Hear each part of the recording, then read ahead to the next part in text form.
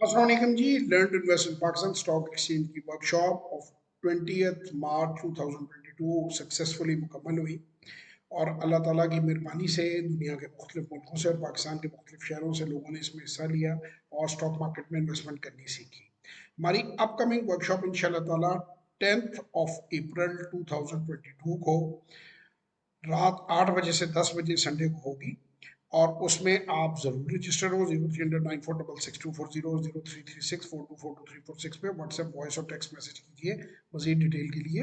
ये workshop zoom पर होती है और पूरी दुनिया से और पाकिस्तान के मुख्तलिफ शहरों से लोग इसमें शिरकत करते हैं।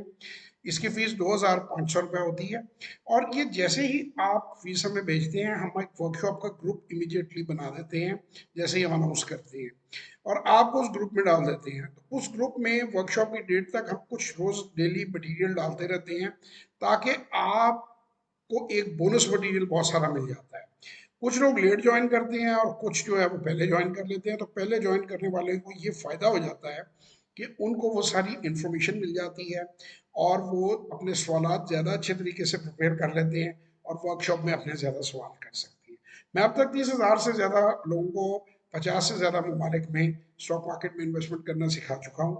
आरडीए के तहत, रोशन डिजिटल बैंक अकाउंट के तहत आप 48 घंटे के अंदर पाकिस्तान में सरमायाकारी कर सकते हैं और अपना पूरा मुनाफा बमै प्रॉफिट के वापस अपने मुल्क यूरोप या अमेरिका के जो सिटीजन हैं वो ले जा सकते हैं।